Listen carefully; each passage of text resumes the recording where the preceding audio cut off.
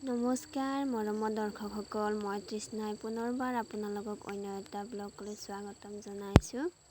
আৰু আজি আপোনালোকক দেখুৱাব বিচাৰিছোঁ যে আমি গা ধোৱা নিজৰাটো য'ৰ পৰা পানী আহে একদম প্ৰথমৰ পৰা তাৰ পৰা দেখুৱাই যাম আপোনালোকক।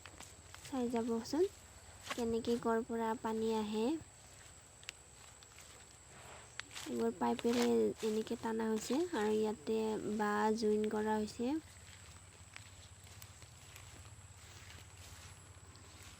আৰু ইয়াতে বটল দি কেনে এনেকৈ বাঁহৰ লগত বান্ধি দিয়া হৈছে আৰু পাইপটো ইয়াতে লগাই দিয়া হৈছে।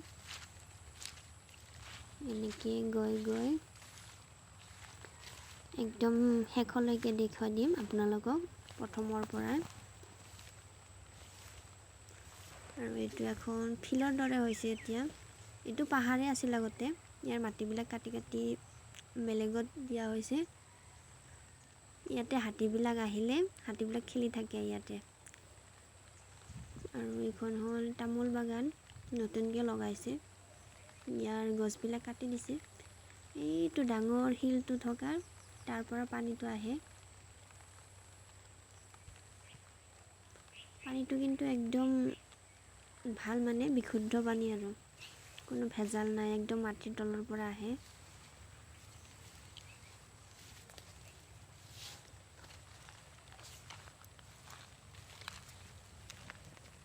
এনেকৈ পাহাৰৰ পৰা নামি গৈছোঁ।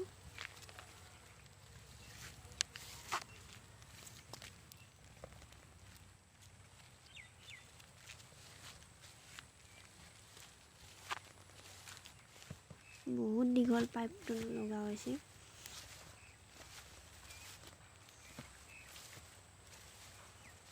আপোনালোকক গোটেই এৰিয়াটো দেখুৱাইছোঁ, কেনেকুৱা লাগিছে জনাবচোন কমেণ্ট কৰি।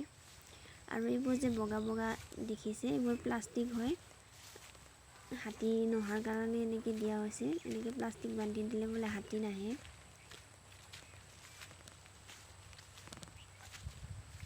আৰু ইফালে মানুহৰ ঘৰ আছে।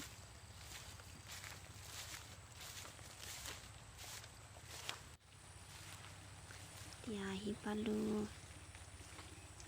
এনেকৈ আহি ইয়াতে এই ড্ৰামকেইটা দেখিছে নহয়, ইয়াতে জমা হয় পানীবিলাক।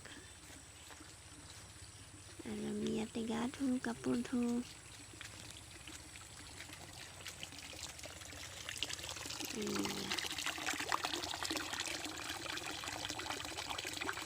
আজিলৈ ইমানেই, বাই।